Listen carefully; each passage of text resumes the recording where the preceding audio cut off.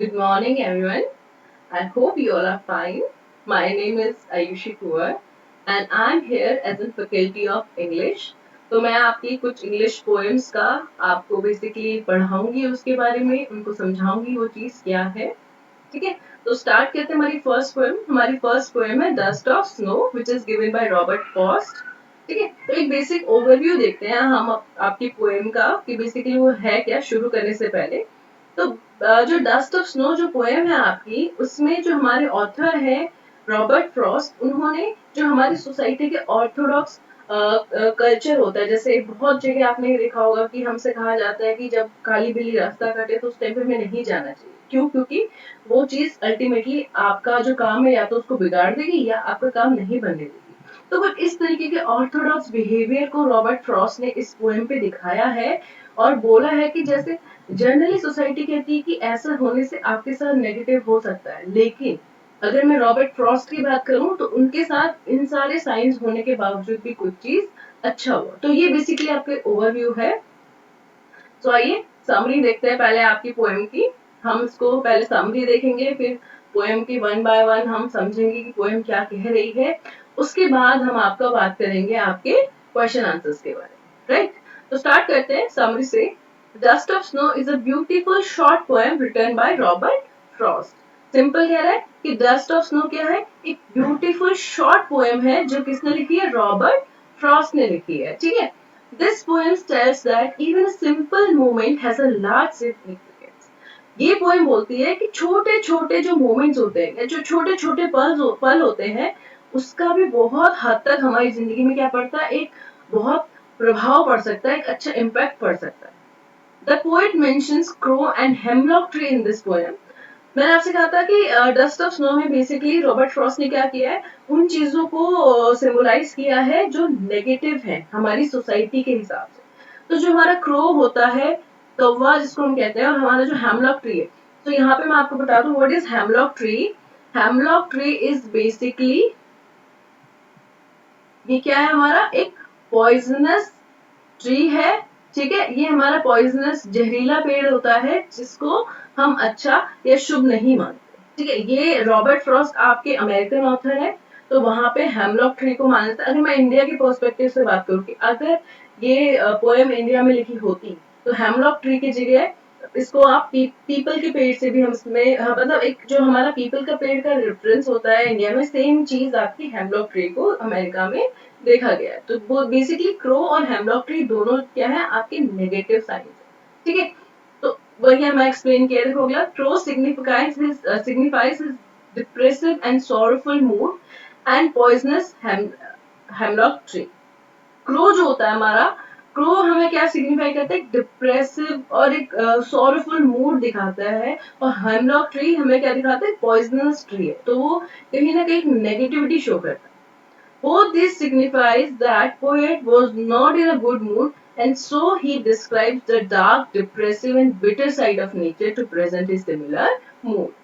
तो कहीं ना कहीं उसने जो क्रो और हेमलॉक ट्री का यूज किया है, उससे हमें ये पता चलता है कि जो ऑथर था वो अच्छे मूड में नहीं था, यानी उसका मूड अच्छा नहीं था। He was not in a good mood, वो अच्छे मूड में नहीं था, जिसकी वजह से उसने अपने डार्क, डिप्रेसिव और बिटर साइड को क्या किया, नेगेटिव तरीके से शो किया। ठीक है, the poet says that once he was sad, depressive mood and was sitting under a hemlock tree। तो पोएम की समरी में आपका पोएट जो है वो ये कहता है कि एक बार वो बहुत ज्यादा सैड था, उदास था, डिप्रेसिव मूड में था। डिप्रेसिव मूड यानी कि उसका मूड अच्छा नहीं था। एंड ही वो sitting under a hemlock tree, और वो एक हेमलॉक पेड़ के नीचे बैठा था। ठीक है, a crow on the same tree shook off the dust of snow, that is small particles of snow that remain on the surface after the snowfall on the poet।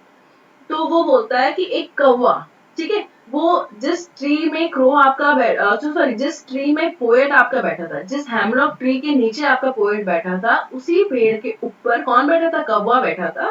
तो कौवे ने क्या किया, शुक ऑफ यानी कौवा थोड़ा बहुत हिला अपनी जगह में, जिसकी वजह से जो डस्ट ऑफ स्नो थे, what is dust of snow, dust of snow क्या, आपके स्मॉल पार्टिकल्स ऑफ स्नो है। जैसे बहुत बार ऐसा होता है ना, आप किसी चीज को हिलाते हैं तो उससे उसमें जैसे मान लो आप फॉर एग्जाम्पल आप छाता, बारिश हो रही है, आपने छाता पकड़ा है, ठीक है, अगर आप छाता को हिलाते हैं तो बारिश के जो छींटे जो छाता पे होते हैं वो क्या होते हैं हमारे बाहर, जो हमारा सामने वाला होगा या किसी और इंसान के ऊपर वो गिरते हैं, राइट। तो सेम चीज, कौवा जब अपनी जगह में थोड़ा हिला तो जो डस्ट ऑफ स्नो थे वो किसके ऊपर आके गिरे, वो पोएट के ऊपर आके गिर गए।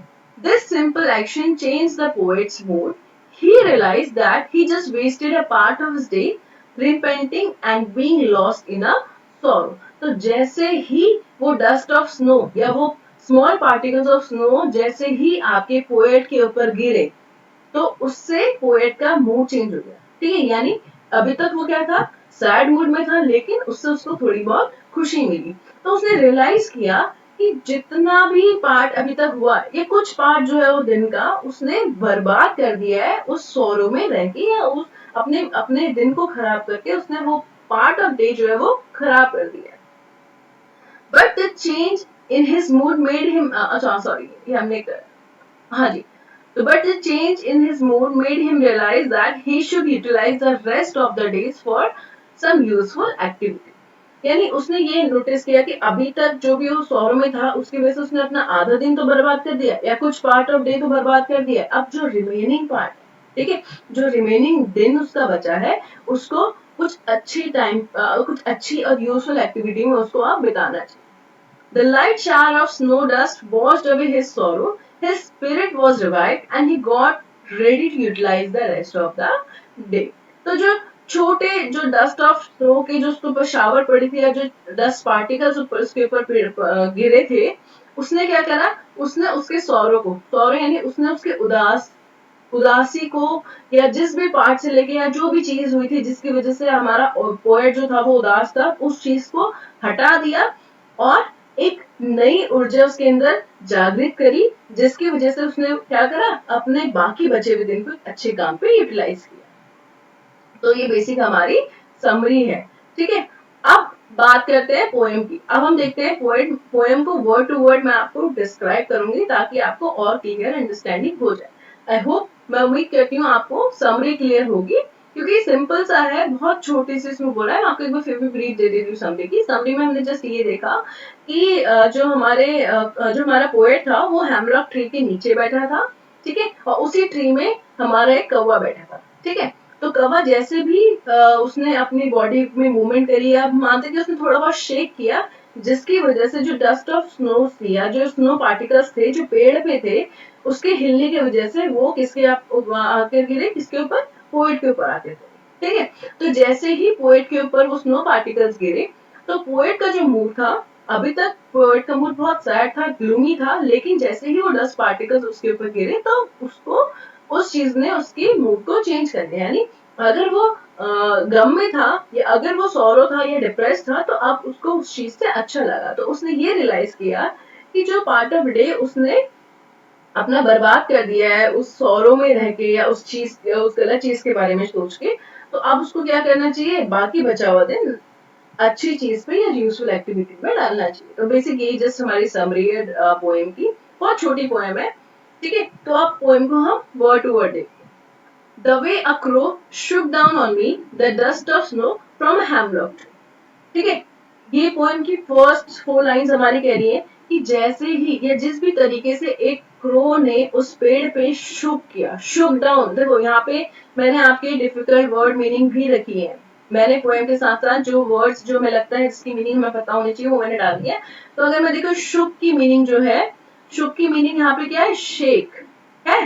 तो यानी इसका मतलब क्या है, इसका मतलब सिंपल से ये बोल रहा है कि जैसे ही उस क्रो ने शेक किया तो जो डस्ट ऑफ स्नो थी, यानी डस्ट पार्टिकल्स, इसको हम डस्ट पार्टिकल्स नहीं बोलेंगे, बेसिकली इसको हम बोलेंगे आपका स्नो पार्टिकल्स। सॉरी मैं इसको जरा रिमूव कर लूं, this is not dust particles. तो जो स्नो पार्टिकल्स थे, ठीक है, या डस्ट ऑफ स्नो जो आपके पेड़ में थी। स्नो पार्टिकल्स कैसे क्या होती है, देखो मैं सिंपल से बताऊं कि जब मान लो बहुत ज्यादा बर्फबारी होती है ना, तो पेड़ में कुछ पार्ट स्नो का रह जाता है जिसको हम स्नो पार्टिकल्स बोलते हैं, ठीक है। तो वही स्नो पार्टिकल्स जो थे वो फ्रॉम अ हेमलॉक ट्री, वो स्नो पार्टिकल्स किस में थे? हेमलॉक ट्री में थे। ठीक है, अगर मैं हेमलॉक का देखूं तो हेमलॉक का मीनिंग यहाँ पे क्या सिग्निफाई किया जा रहा है? हेमलॉक का मीनिंग सिग्निफाई किया जा रहा है a poisonous tree with small white flowers. यानी हेमलॉक का जो पेड़ होता है वो क्या होता है? जहरीला होता है और उसमें कुछ छोटे छोटे व्हाइट फ्लावर्स होते हैं। ठीक है, तो जैसे ही अब वापस से देखते हैं, हमने मीनिंग देख ली, अब वापस से इन 4 लाइन्स को देखते हैं। The way a crow shook down on me the dust of snow from a hemlock tree, right?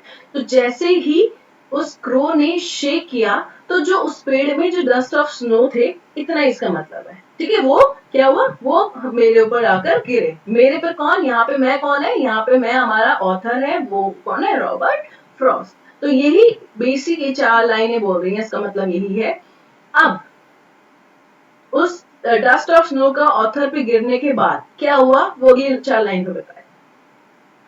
Has given my heart a change of mood and saved some part of a day I root। यानी कि जैसे ही वो hemlock tree से snow particles हमारे author के ऊपर गिरे, तो उस चीज के गिरने से क्या हुआ कि ऑथर के हार्ट में कुछ चेंज हुआ मूड का। यानी जैसे ही वो गिरे तो ऑथर ने थोड़ा बहुत चेंज फील किया, अपने मूड को लाइटन फील किया, या उसको उस चीज से थोड़ी बहुत खुशी हुई। ठीक है, और ये रियलाइज किया कि जो भी थोड़ा बहुत पार्ट उस दिन का बचा है, ठीक है, उसको वो अच्छे से करे। किस दिन का? ड्यूड, किस दिन का डे? जो किस दिन का डे? रूड का मतलब है हेल्ड इन रिग्रेट। रूड का यहाँ पे मतलब बोल रहा है आपका हेल्ड इन रिग्रेट। यानी उसने बोला कि जो भी चेंज ऑफ हार्ट है, जो स्नो पार्टिकल्स गिरे, ठीक है, वो जो भी स्नो पार्टिकल्स जो हेमलॉक ट्री से ऑथर के ऊपर गिरे, उन्होंने क्या किया? उन्होंने ऑथर के हार्ट को थोड़ा बहुत चेंज किया, उसके मूड को चेंज किया, और उसने रियलाइज किया कि अभी तक का जो टाइम था, या अभी जितना भी उसने टाइम स्पेंड किया है उस दिन का, वो कहीं ना कहीं उसने खराब किया है। खराब कैसे किया है? रेग्रेट में आ। ठीक है, कोई भी चीज उसको दुखी कर रही होगी, उस चीज के बारे में सोच सोच के, उस चीज के बारे में रेग्रेट लेके उसने क्या किया? उस पार्ट ऑफ डे को क्या कर दिया? वेस्ट तो कर दिया है। आप उसको क्या करना चाहिए? अब उसको जो बाकी बचा डे है उसको अच्छे तौर पे यूज करना चाहिए। ठीक है, तो ये बेसिक हमारी पोएम है। सेम समरी भी ये कह रही है, पोएम भी ये कह रही है। कोई डाउट? ओके, तो स्टार्ट करते हैं। अब बात करते हैं हम क्वेश्चन आंसर्स की। जो आपके क्वेश्चंस गिवन है बुक में, उसको देखेंगे, और लास्ट पार्ट में हम देखेंगे कि हमारे फ्रीक्वेंटली आस्क्ड क्वेश्चंस क्या है जो इस पोएम से पूछे जा सकते हैं। तो आई होप, मैं आपको उम्मीद करती हूँ अभी तक यहाँ पे आपको क्लियर होगी जो जितने भी पार्ट्स हमने स्लाइड्स की कवर करी है। और अगर आपको क्लियर नहीं है तो इसमें पॉज करिए, वापस जाके वो स्लाइड्स को देखिए, तभी आगे आएगी। ठीक है, तो स्टार्ट करते क्वेश्चन से। तो पहला क्वेश्चन बोल रहा है, what is a dust of snow? What does the poet has change his mood and how has the poets mood change? यानी कि सबसे पहले वो पूछ रहा है डस्ट ऑफ स्नो क्या है, ठीक। फिर वो पूछ रहा है कि कैसे पोएट का मूड चेंज हुआ, और जब पोएट का मूड चेंज हुआ तो फिर उसने मतलब क्यों हुआ, कैसे हुआ। ठीक है, यही चीज आपको पूछ रहा है बेसिकली। तो आप पढ़ते हैं इसका आंसर। तो पहले वाले का आंसर है, what is dust of snow का आंसर है, dust of snow refers to fine particle of snow. यानी डस्ट ऑफ स्नो क्या है? मेरी स्नो के फाइन पार्टिकल, छोटे छोटे कण हैं, उसको हमने यहाँ पे डस्ट ऑफ स्नो को करके रेफर किया। क्लियर? क्लियर? तो अब व्हाट डज द पोएट से he has change the mood? अब पोएट ने क्या बोला, किस वजह से पोएट का मूड चेंज हुआ? This dust of snow has changed the poet's moods. While walking by a hemlock tree, a crow has shook down some particles of the snow on the poet, and this changed his mood. ये जो dust of particles थे, इन्होंने क्या किया? इन्होंने poet का mood change किया। यानी जब पोएट हेमलॉक ट्री से जा रहा था तो एक कौवा जो उसके ऊपर बैठा था, उसने क्या किया? शुक किया, अपने आप को शेक किया, जिसकी वजह से कुछ बहुत पार्टिकल्स जो हमारे स्नो के थे वो पोएट के ऊपर गिरे, और जैसे ही वो स्नो पार्टिकल्स पोएट के ऊपर गिरे, उस चीज ने हमारे पोएट का मूड चेंज किया। ही वॉज अच्छा, now third part, how has the poets mood change? Poet का मूड चेंज कैसे हो गया? ठीक है, इसका आंसर है, he was having a bad day and was in a sad mood. The falling snow changed his mood and made him feel more uplift. यानी ये क्या कह रहा है कि पोएट का जो दिन था वो खराब दिन था, ठीक है, पोएट का खराब दिन था, साथ साथ पोएट का जो मूड था वो भी बहुत ज्यादा उदासी वाला मूड था। कुछ अब वो क्यों था वो आपका पोएम में रिप्रेजेंट नहीं किया, बट हमें इतना बताया कि पोएट जो था वो अच्छे मूड में नहीं था, वो सैड मूड में था, ठीक है। तो जैसे ही ये स्नो पार्टिकल्स उसके ऊपर गिरे उसका मूड चेंज हुआ और उसने अपने आप को ज्यादा अपलिफ्टेड फील किया। अपलिफ्टेड फील करना यानी कि अपने आप को एक तरीके से हम कहते हैं खुशी, जैसे ही वो गिरे उसको अपने आप में खुशी मिली, मे भी कुछ अच्छा उसने फील किया। ओके क्लियर, आई होप आपको फर्स्ट क्वेश्चन क्लियर होगा। अब आते हैं आपके सेकंड क्वेश्चन पे, ठीक है। सेकंड क्वेश्चन क्या बोल रहा है आपका, how does Frost present nature in this poem, ठीक है। फ्रॉस्ट, अच्छा जो सेकंड क्वेश्चन है ना इसमें ये ध्यान रखना कि इसमें क्वेश्चन के भी पार्ट्स, ठीक है, एक क्वेश्चन है उसके 3 पार्ट्स है, तो हम हर तीनों पार्ट्स को अलग अलग तरीके से देखेंगे। पहले हम डिस्कस करते हैं कि जनरल क्वेश्चन क्या है। जनरल क्वेश्चन कह रहा है how does Frost present nature in the poem, the following questions में help you think an answer, ठीक है। उसने जैसे हमें इतना पूछ रहा है कि फ्रॉइड ने कैसे नेचर को प्रेजेंट किया है फ्रॉस्ट ने, और जनरली जो नीचे क्वेश्चन दिए मे बी आपके आंसर पे हेल्प कर सकते हैं। तो पहला क्वेश्चन क्या है, what are the birds that are usually named in poems? Do you think a crow is often mentioned in poems? What images come to your mind when you think of a crow?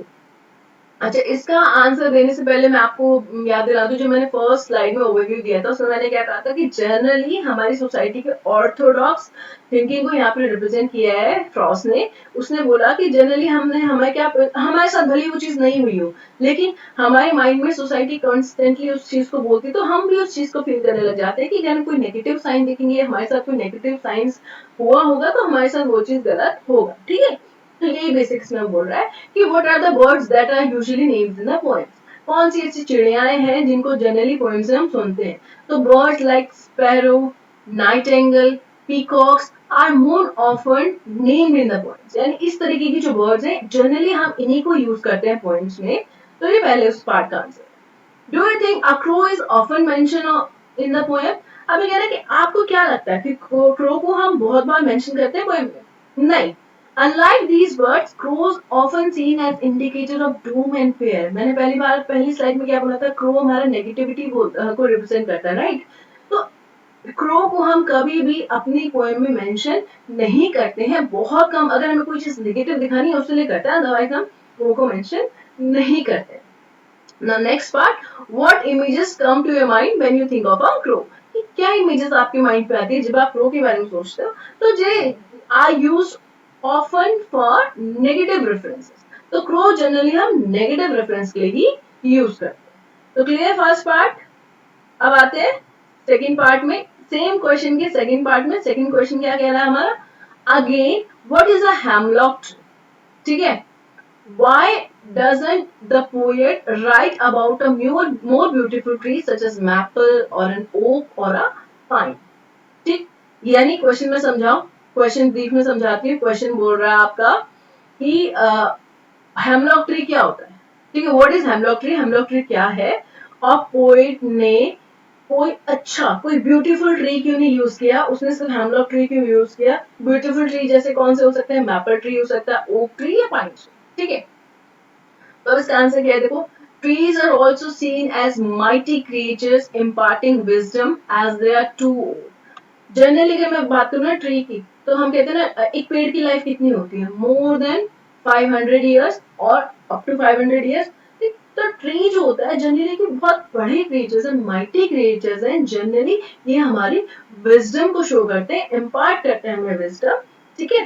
They give out oxygen and absorb carbon dioxide which is connected with all absorbing all the negative energy. पेड़ का काम क्या होता है, पेड़ क्या करता है, ऑक्सीजन प्रोवाइड करता है और CO2 को अपने में ऑब्जर्व करता है, यानी पेड़ हमें ऑक्सीजन दे रहा है और हमारी जो कार्बन डाइऑक्साइड है उसको ऑब्जर्व कर रहा है। तो जनरली ये क्या रिप्रेजेंट करता है कि हमारे जो ट्री होते हैं वो सारी नेगेटिविटी को ऑब्जर्व करते हैं, ठीक है, नेगेटिव एनर्जी को ऑब्जर्व करते हैं। But these are trees that are poisonous too, like a hemlock tree.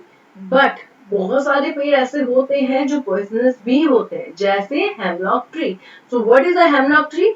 Hemlock tree is a poisonous tree. Next part में आता है कि पोएट ने कोई और ब्यूटीफुल ट्री क्यों नहीं इंडिकेट किया। The poet does not mention a more beautiful tree such as maple, oak or pine because he want to indicate a sad scene. देखो उसने इसलिए यूज नहीं किया क्योंकि पोएट क्या था, अंदर से दुखी था ना, उसका कोई उसका दिन किसी भी वजह से खराब था, बट ही वॉज ग्लूमी, ठीक है, वो दुखी था। तो किसी नेगेटिविटी को शो करने के लिए उसने क्या किया, नेगेटिव चीज को रिप्रेजेंट किया। तो hemlock tree is a negative. Being a poisonous, a hemlock tree is considered as bad, so he refers to it. तो poisonous है जिसकी वजह से हेमलॉक ट्री को हम बैड या नेगेटिव के तौर पे देखते हैं, तो इसलिए उसने आपने हेमलॉक ट्री को रेफर किया। क्लियर, सिंपल, कुछ ज्यादा नहीं पूछा है, ठीक है। लास्ट क्वेश्चन में आते हैं, सी पार्ट में आते हैं आपके सेकंड के। क्वेश्चन सेम है, देखो मैंने क्वेश्चन सेम ही है, तभी मैंने जो हेडिंग है क्वेश्चन की वो सेम रखी है। Now third part, what do the crow and hemlock represent? Joy or sorrow? What does the dust of snow that the crow shakes off a hemlock tree stand? Clear, क्या बोल रहा है ये simple पूछ रहा है कि क्रो और हेमलॉक ट्री क्या रिप्रेजेंट करते हैं, जॉय, खुशी को या सौरो को, ठीक है। और what is the snow, what is the dust of snow that a crow shake off hemlock tree stem? और जो dust particles थे जो कौवे ने hemlock tree से गिराए थे उनका क्या मतलब। देखो अभी तक हम इतना तो आपको क्लियर हो गया होगा कि hemlock tree और crow क्या होते हैं, सौरों को रिप्रेजेंट करते हैं, और जो डस्ट हुआ उससे क्या हुआ, उसका मूड अपलिफ्ट हुआ, तो दैट शोज पॉजिटिविटी, राइट। तो अब इसको लिखेंगे कैसे, both crow and the hemlock tree represent sorrow, ठीक है, यानी बोथ क्रो, कौवा, कौवे के साथ साथ हेमलॉक ट्री, दोनों किसको दिखाते हैं, सौरों को दिखाते हैं। पहले पार्ट का आंसर क्लियर, हमें पता था, हमने इतनी बार देखी, हमें बहुत इजीली हमें पता था सौरो है, ठीक है, कोई प्रॉब्लम नहीं होनी चाहिए इसमें। तो now second, Frost has used both the negative creature, कौन से negative creature, crow and hemlock tree, as the carrier of positivism and strength that transform his day for the better. अच्छा आप देखो यहाँ पे फ्रॉस्ट ने क्या बोला कि मे भी ऐसा हो सकता है कि दूसरे लोगों के लिए ये नेगेटिव हो या ये गलत, उनके लिए किसी प्रॉब्लम को ये लेके आए, बट फ्रॉस्ट के लिए क्या हुआ, उन्होंने जो उसका खराब दिन था उसमें स्ट्रेंथ भर दी, पॉजिटिविटी भर दी और उसका दिन अच्छा कर दिया, ठीक है। तो अनलाइक द ऑर्थोडॉक्स रिचुअल्स या ऑर्थोडॉक्स थिंकिंग, फ्रॉस्ट का जो मूड था वो तो पॉजिटिव चला गया, ठीक है। तो कहीं ना कहीं क्या हुआ, फ्रॉस्ट के लिए वो चीज काम नहीं करी जो बाकी सोसाइटी के लिए काम करी। Now, next, by not using birds like sparrow and the nightingale and the trees like maple, oak, pine, the poet has tried to break down all the preconceived notion we have about certain agents of nature. अब उसने ये सारी चीजों को क्यों नहीं use किया, beautiful trees को क्यों नहीं यूज किया, ब्यूटीफुल बर्ड्स को क्यों नहीं यूज किया, क्यों, क्योंकि वो ये दिखाना चाहता था वो कि ये सारी चीजें नेगेटिविटी को रिप्रेजेंट नहीं करती, यानी जो हमारी ऑर्थोडॉक्स थिंकिंग है उसको चेंज करना चाहता था, ठीक है। वो कहना चाहता था कि नेचर हर तरीके से ब्यूटीफुल है और नेचर के पास इतनी ताकत है कि वो आपके मूड को चेयर अप कर सकते हैं, ठीक है, आपके मूड को अपलिफ्ट कर सकते हैं। कि यानी कोई भी नेचर के जो कोई भी क्रिएचर है वो खराब नहीं होते, बेसिकली वो ये शो करना चाहते हैं। He has tried to make us understand that we see the world not as how it is, but as how we want to see. उन्होंने बेसिकली ये दिखाया है कि हम जनरली हम वर्ल्ड को या दुनिया को ऐसे नहीं देखते कि जैसे हमें देखनी चाहिए, यानी जैसी जिस चीज के लिए वो बनी है हम उसको उस नजर से नहीं देखते, हम किस नजर से देखते हैं कि हम जो चीज सोचते हैं या हमें जो चीज बताई जाती है हम उसी की तरह, जैसे मान लो कि आप लोगों ने बहुत बार अपने घर में सुना होगा कि जब काली बिल्ली रास्ता काटे तो घर से नहीं जाना चाहिए, भले ही आपके साथ वो चीज ना हो लेकिन आपके माइंड में वो भी है, यानी सोसाइटी ने वो प्री कंसीव नोशन आपके माइंड में डाला है और आप उसको उसी तरीके से देख रहे हो कि वो नेगेटिव, राइट। तो जनरली हम वर्ड को उस तरीके से नहीं देखते जिसके लिए वो बनी है, हम उस तरीके से देखते हैं जिस चीज जैसे हम उसको समझते हैं। Thus the crow sitting and a hemlock tree together made his day better. The dust of snow stands for a joy. तो यानी क्रो का बैठना और हेमलॉक ट्री दोनों नेगेटिव चीज ने क्या करा, उसके डे को पॉजिटिव किया। तो जनरली उसके लिए डस्ट ऑफ स्नो क्या होता है, stands for Joy. Now last, हमने देख लिया, समरी देख ली, पोएम को हमने देख लिया, ठीक है, कि डस्ट ऑफ स्नो क्या है, पोएम को हमने वर्ड बाय वर्ड देख लिया, उसके आंसर्स देख लिए। अब आपको फ्रीक्वेंटली क्वेश्चंस क्या पूछे जा सकते हैं डस्ट ऑफ स्नो को लेकर, वो देखते हैं। बेसिकली 3 क्वेश्चन है। सबसे पहला, who is the poet of dust of snow? Dust of snow के पोएट है रॉबर्ट फ्रॉस्ट।